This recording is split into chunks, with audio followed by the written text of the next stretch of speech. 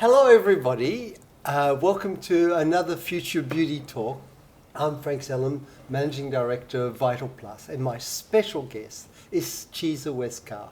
Chiza Westcarr is a nutritionist. She's also a skincare specialist, and she founded the Nutritional Skincare Academy quite a while ago, I believe. She's also the creator of Flora Biome. Am I pronouncing that right? Yeah. Okay. They're amazing products. Actually, instead of having a drink of wine in the evening, just have a bit of this. It'll change your life. So, but also, Chiza has been in the beauty industry for nearly 30 years now, and she has trained thousands of beauty therapists and helped hundreds of beauty salons to achieve their goal and to expand their knowledge. She has been an international guest speaker all around the world, talking about the microbiome and hormones. Actually, perhaps I could start with this very first question is, I've known you as the microbiome expert, and now you're becoming the hormonal expert. Why the change? Well, I don't know that it's a change. I think I've just expanded my fascination of what happens to the body with age. So I'm focusing more on menopause now, but the microbiome shifts dramatically in menopause. So I'm just sort of adding another facet to what I am fascinated with. So they're linked together. They are absolutely linked. Oh my God, that's incredible. Yes. The microbiome is linked to everything. Everything, isn't Everything, it? yeah. We now know a lot more about the microbiome, and Yes. it's linked to health and disease than ever before. And the menopausal woman slots right into that. So, yes. Right. Well, maybe I could start by asking you, just so that we're clear on the terms, can you explain the terms? What is perimenopause, menopause, and postmenopause? What are the differences between the three? So perimenopause is the term that describes the period, the number of years that lead up to the menopause. And so it can actually occur in a woman's 40s, up to 51, which is the average age here in Australia. But 1 in 100 women can reach menopause before 40. So the word peri means around, so the years leading up to menopause. Menopause is actually 1 day, but it's actually a retrospective definition, because it is usually determined by 12 consecutive months of a woman not having a menstrual period. But she won't know that that's her last. And so we wait 12 months, because halfway along, maybe no period for 6 months, and then it pops up again. So it's 12 consecutive months of no period. She's declared as being menopausal. Post-menopause, the day after. It's the day after for the rest of her life. Right. And so when we talk about women being menopausal, we're really talking about them being post-menopausal. Yeah. The menopausal woman is who they're describing as having no periods. Yeah.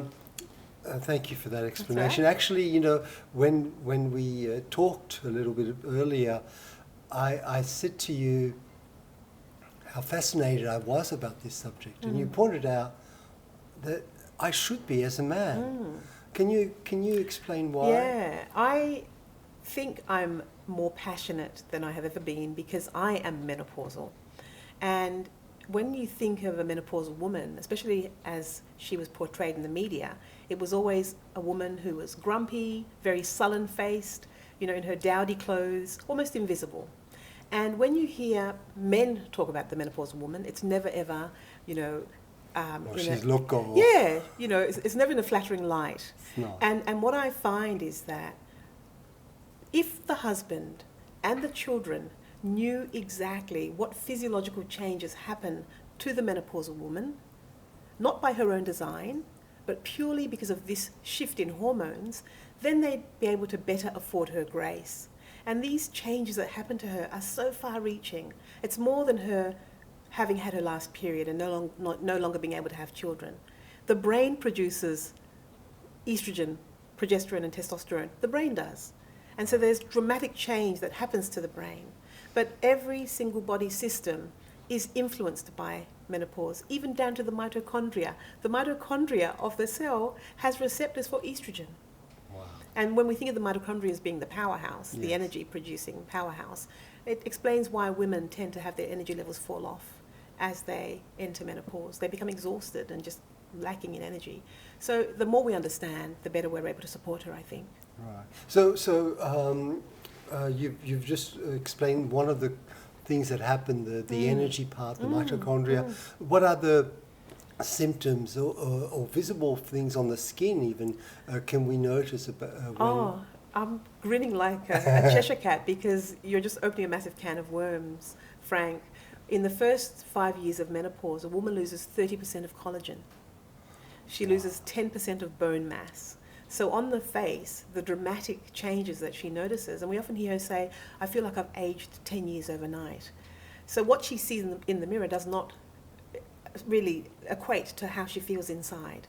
And so it's the lines and the wrinkles, it is the jowls that suddenly form as the fat pads shift.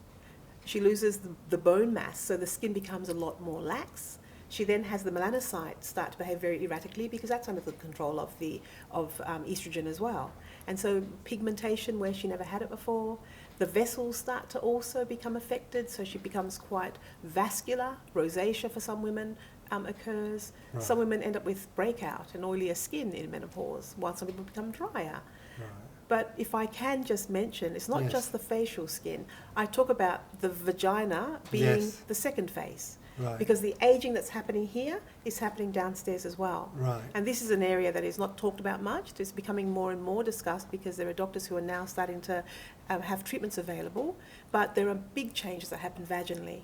And we actually describe the syndrome because it's no longer just the atrophic vagina, as it used to be called. It's actually a syndrome, the genitourinary syndrome of menopause, which includes urethra changes. The bladder is affected, so prolapse of the urethra can happen.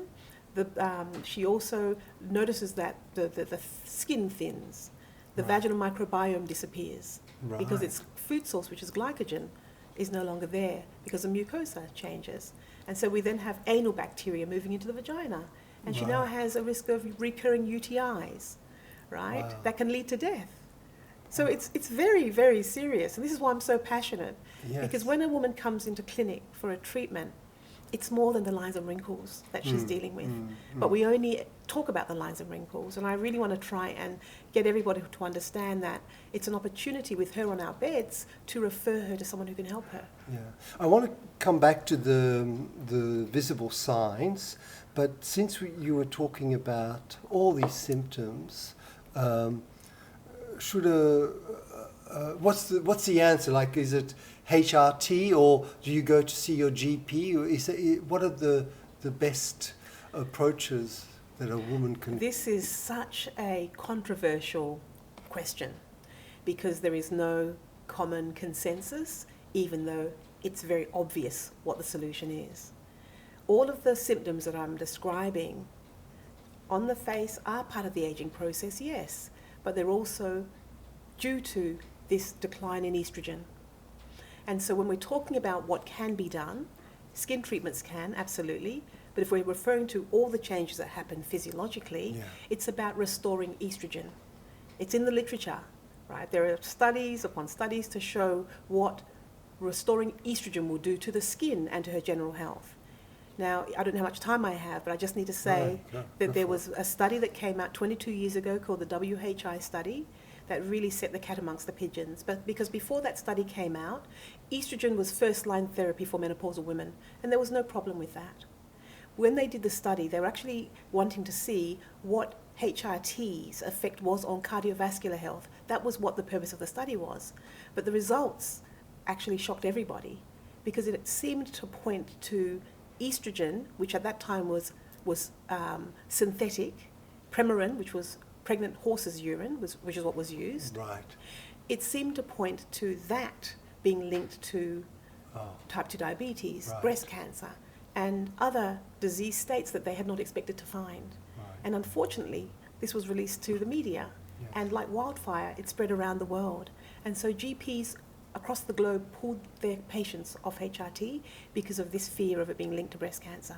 This was 22 years ago. They have since done the study because they realised it was flawed, and they have found that estrogen does not cause breast cancer.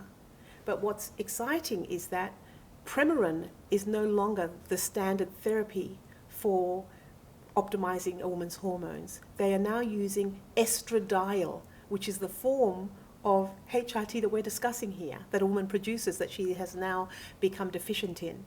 And so there are two sources that are being used, and that is soy, wild yam. And they've found that there is great success, plant-based, but when it is transdermally delivered, it is much, they find, safer than anything that is taken orally. Because that was also where the link was, where, you know, oral HRT was linked to blood clots, etc. So it doesn't go through the digestive... It doesn't go through the liver.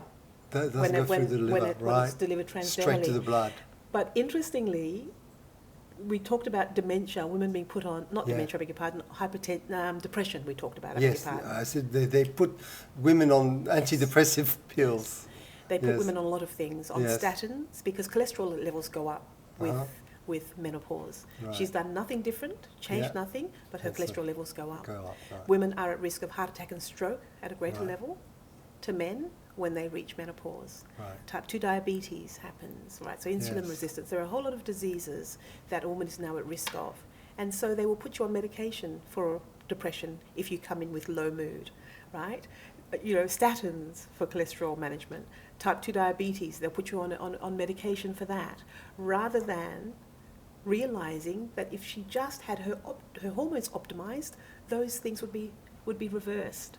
And so the question is, what is the therapy? What are the foods? Well, when you activities? asked what I thought about HRT, I'm a very, very, very, very strong advocate for HRT. But the right ones. I would always say, rather than go to a GP who may not be up on the latest information, because not all of them are, you're best off to go to a specialist who is, and a very, very easy way to find that specialist is to go onto the Australasian Menopause Society's website.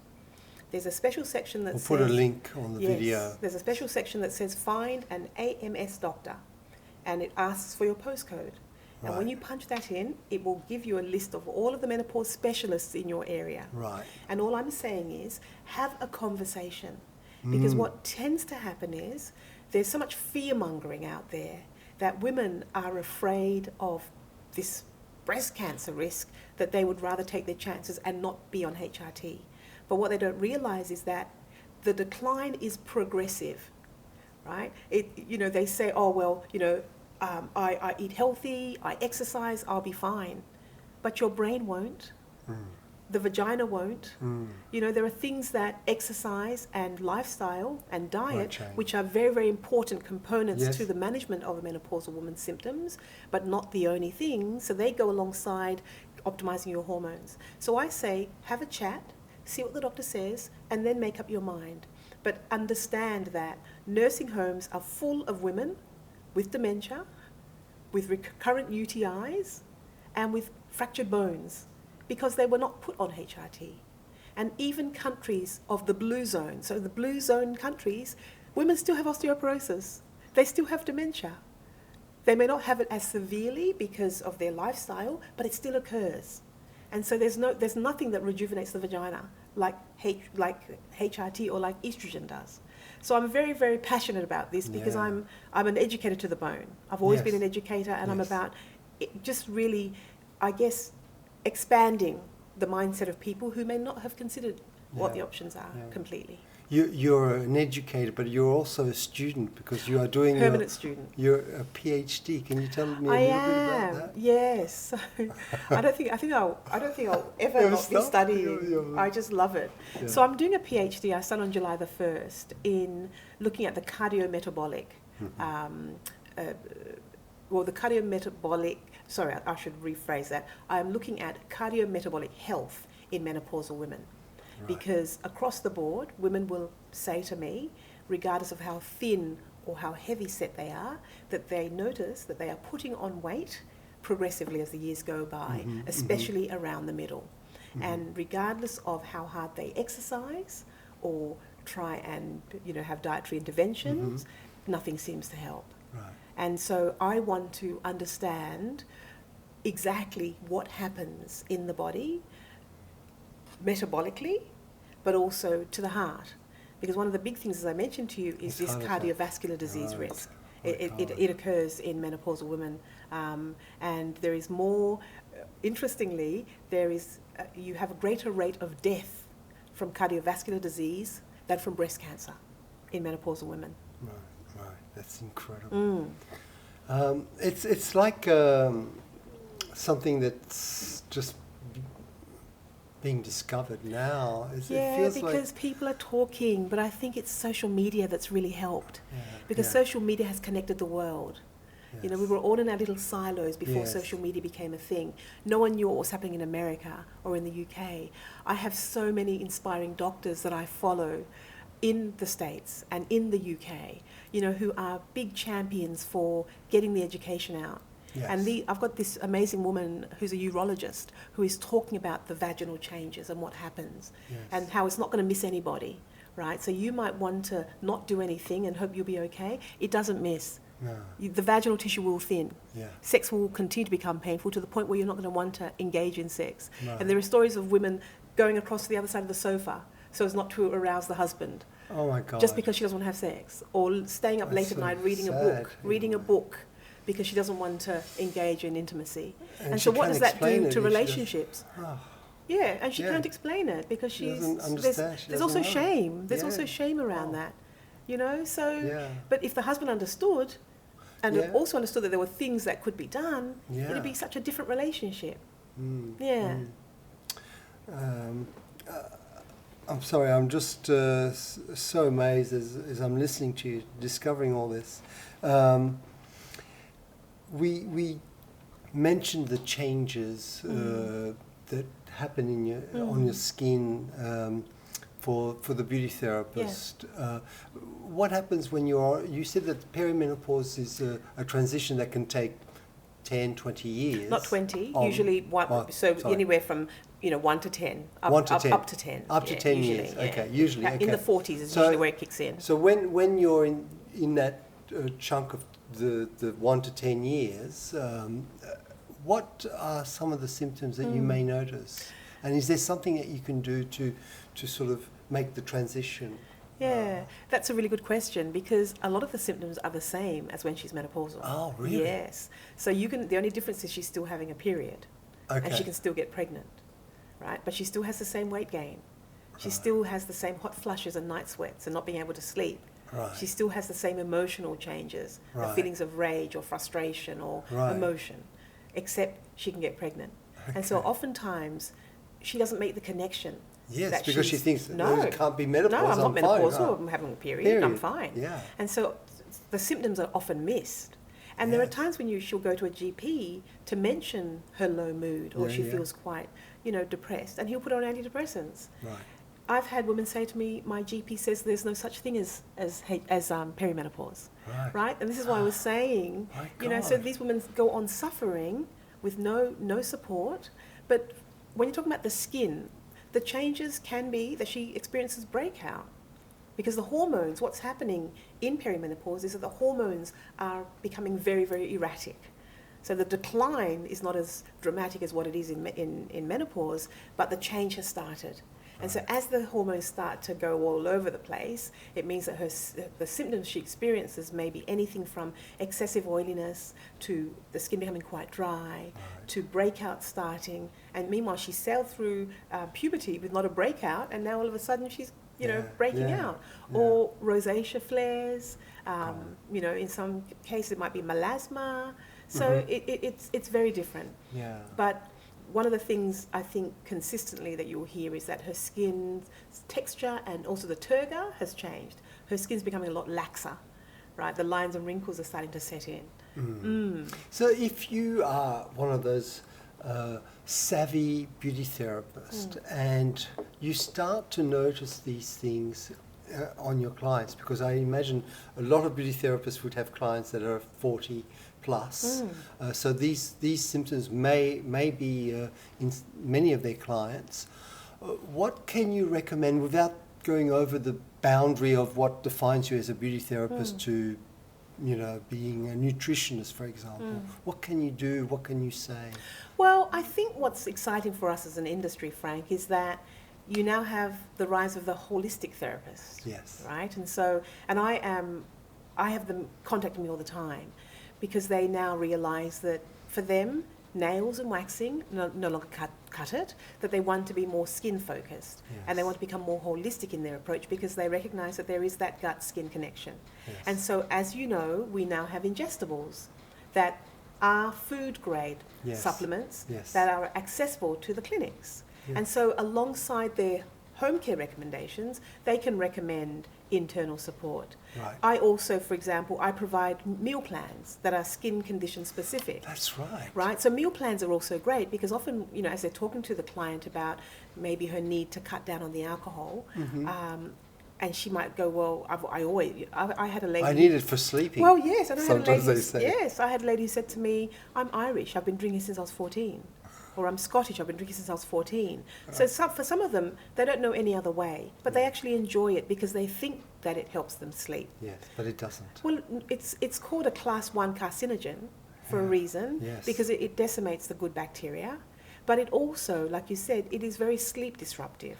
So it Very. does not allow them to go into REM sleep, which is the Yes. restorative sleep that the body needs to then do a good clean sweep, Yes. to do, you know, all of its detoxification Regenerate and and- regeneration. yeah. That happens in your deep sleep. In the deep So sleep, yeah. alcohol is disruptive. They are in that very sort of light sleep where they've got to go to the toilet, they then Yes. can't get back to sleep again. Yes. And so it's trying to find ways of dealing with that, because we now know that sleep is very, very important. And a lack of sleep, they've found with shift workers that there are higher levels of different cancers in those cohorts, right? So we know that, you know, 7 to 8 hours is really what they recommend. And so to go back to your question, I think as the therapist becomes a lot more aware of how body systems are interconnected, and it's not just about what you see here, I think when you set yourself up, because you have, you know, educated yourself, you come across more as an authority. And the client is more inclined to take you seriously.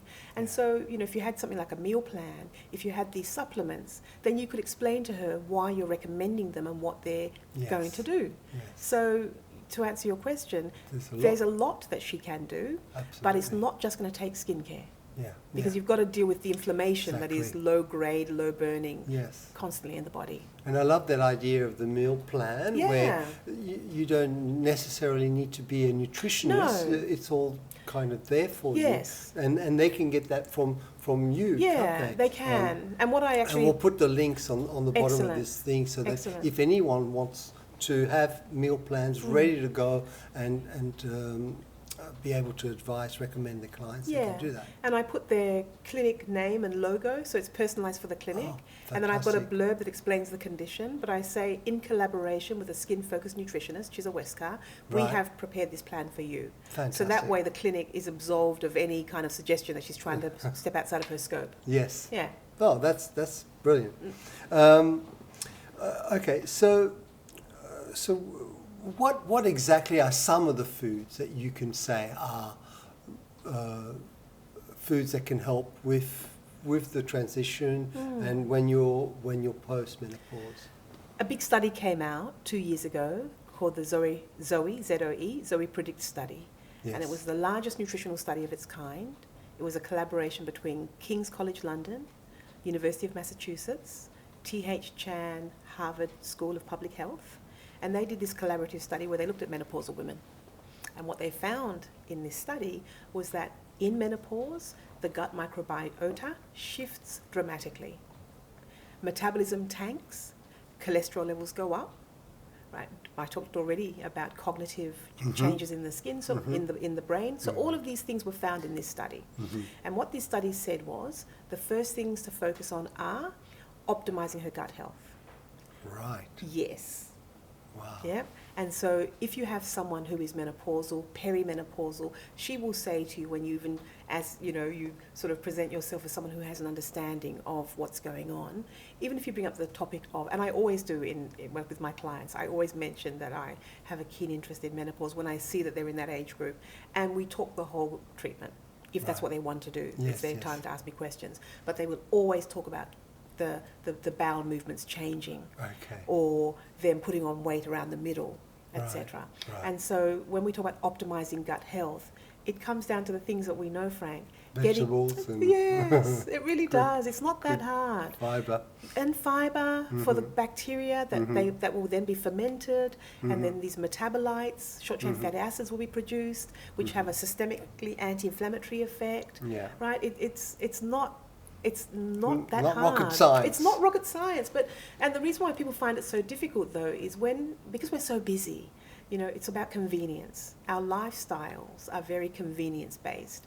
Yeah, we've got busy jobs, we rush home, too tired to cook, Uber Eats is just on tap, right? But they use inflammatory oils, high sugar, high sodium. These foods are not the best foods for the gut bacteria, for the beneficial ones. But they're fantastic for the other ones who are waiting in the wings to be fed. And if we continue with that sort of diet, we're going to decimate the beneficial microbes. Stress also affects them. Right. Lack of sleep affects them. But these other ones waiting in the wings, they will then dominate. And unfortunately, the secretions from these bacteria tend to be pro-inflammatory. Lipopolysaccharides cause the gut lining to become leaky, and then they go into the mainstream, into the bloodstream. We know that there's a gut-bone connection. Gut-bone. So alcohol is linked to osteoporosis via the gut. You know, so it's optimizing the diet. And what you will find is once you start to eat well and healthily, you don't crave those foods. You really don't. And your energy goes up. Energy goes up. And your willpower goes up. Well, what it does, because now you've got the good bacteria sending signals to the brain that will then drive you to eat those healthy foods. And so you don't really have the cravings anymore. But B group vitamin foods, so mushrooms are good, green leafy vegetables are good. Spinach. Yes. Kale. Kale. But then also, I'm just thinking about meat. Meat is a good source of tryptophan, which is an energy booster as well.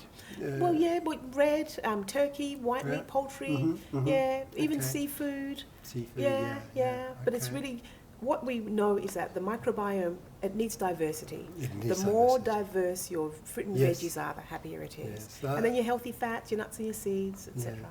I remember just interviewing Fiona Tuck, and she said you need about a variety of 30 items a week. And I thought when she told me that the first time, I thought she meant it a day. And so that's a challenge. I know, it was a challenge. Did you have a big mountain of a bucket of veggies? I had, a bit of parsley, I had a bit of spinach, a bit of walnut, and and I was trying to get, and I was going, I can't get to 30. How do you do it? Feeling like a failure.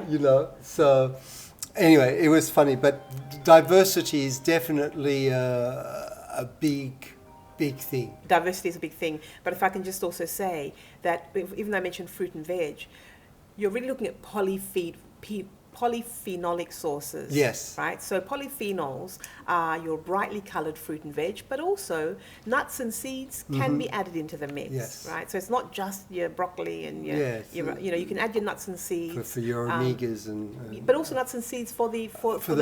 For the fibre, but also because they're polyphenols too. Polyphenols, all right. Yeah. Wow. Right. So I was going to ask you, is there life after menopause? Oh yeah, I'm menopausal. Tell me all about it. Well, I don't feel any different to when I was younger. Right. I have as much energy as I've ever had. So to me, and it's funny because it's only been recently that I've actually admitted that I'm menopausal, because of the stigma. Right. You just don't talk about it. You feel ashamed. Well, you do. And I used to feel ashamed because I felt old. And then people would go, "You're menopausal." Oh my gosh, I wouldn't have known. Yeah, but now there's a real army of women who are loud and proud, and who are not invisible, and who are not going anywhere, and they have boundless energy, right? And they're doing things, you know. I'm trying to juggle 4 businesses, you know, by myself, which is crazy, I know.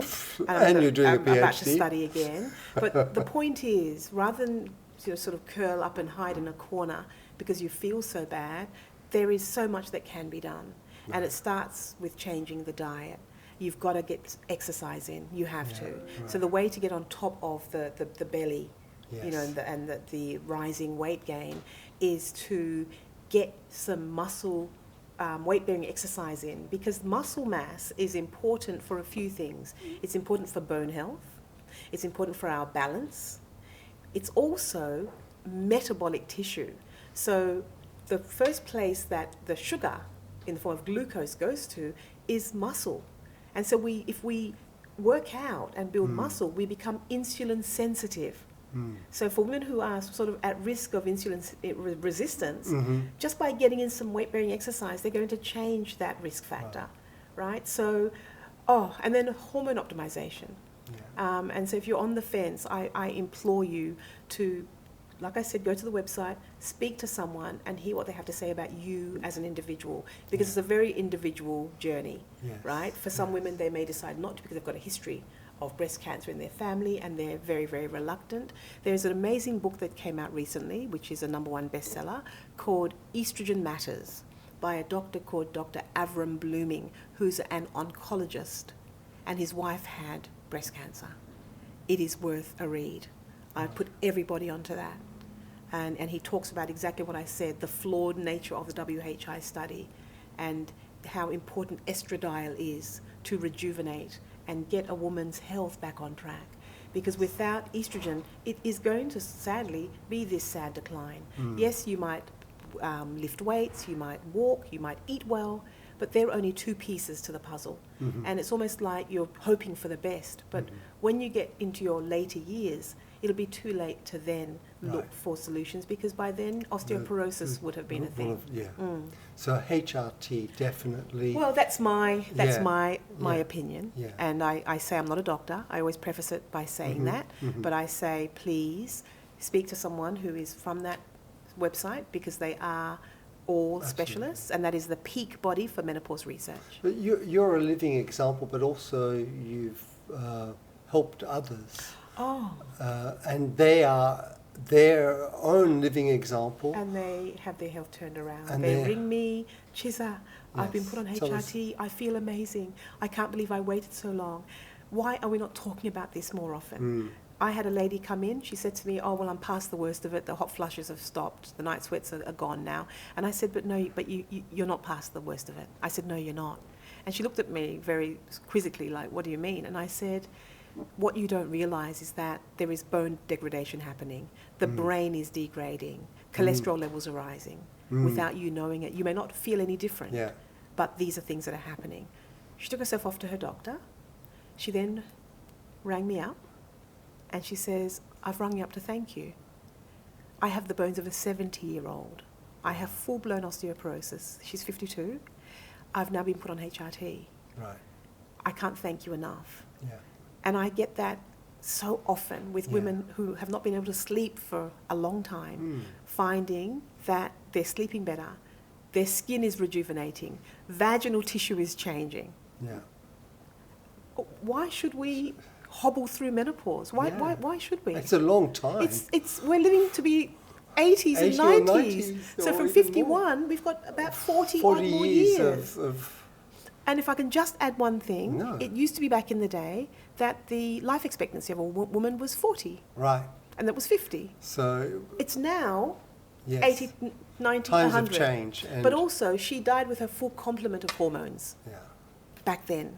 Yes, that's right. Yeah, so there were no issues then. No. But we're living so much longer. And I just feel that as women, we need the research. The research budget into menopause is 0. There's no money thrown at menopause. 2% for women's health, but it's more reproductive health. Nothing for menopause. That's incredible. It is inexcusable. It's inexcusable. It's practically, it's enraging. Well, it is, because we've just been sort of thrown to the wolves, basically. It's like it doesn't even exist. No, we don't matter, no. And the hysterical woman used to be locked away in an asylum. without them realising that Yeah. this was all because of a lack of estrogen. Right. And so what's fantastic is that we're talking about it more. And some women have suicidal ideations who want to commit suicide because of this decrease in hormones. Yeah. And they put them on HRT and it reverses. Mm. So I just feel that it's worth every woman having a chat to a menopause specialist and just seeing how they can optimise Mm. that aspect of things. And this is why as a nutritionist I'm passionate that I can help these women. And then do my PhD, Yeah. I want to become that voice Yes. where I can, travel globally and Yeah. as a PhD expert, Yeah. explain exactly what can be done. You've got a very important mission in front of you. I accept it. I accept it willingly. It's what a fascinating, thing to do, to be able to. You're going to be helping millions of people. Yeah, 1.1 billion women will be menopausal by 2025. That's only next year. 1.1 billion women globally. Right. And we know that there are The some baby women... boomers. Well, yes. Well, and beyond. Well, yeah. But Yeah, when you and think beyond. also that women in their 40s are Up, experiencing the same. And you can go on HRT in your 40s when you have these symptoms. Right. While you are still having a period, you can go on HRT.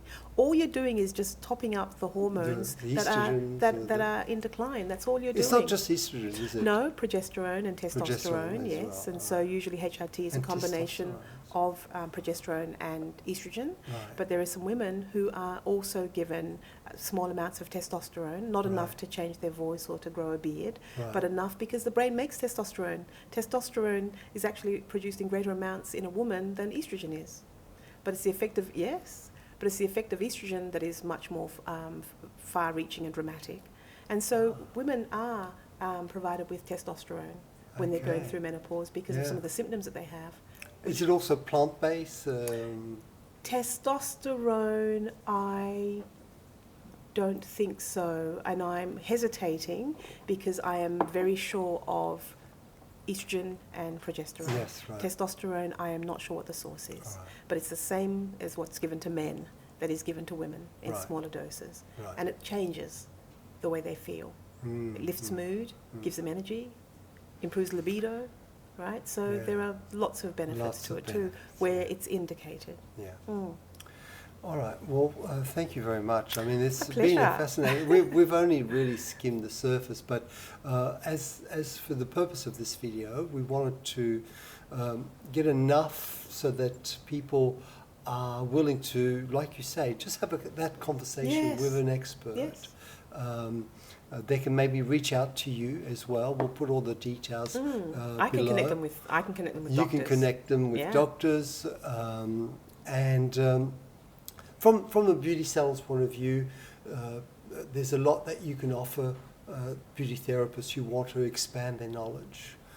They can join your academy. Yeah, so I have online courses. You have online Skin courses, which is courses. amazing courses. Thank you. And they're usually sort of holistic Yeah, in their approach. that's So right. showing how you sort of look at the person Yeah. sort of inside and Yeah. out. Yeah. Thank you very much. It's been a real pleasure having you. Oh, Frank, I adore you. I know, And we've- any we opportunity have- to we've sit and known have a each other. chat. We've known each other for many years, Yeah. and we always have these fascinating, Yeah. incredible conversations. Because you're like me, you're hungry to know more. I am. You're a I student do. for life I as love- well. That's Yeah, right. That's Exactly. what the connection is. That is. Thank you.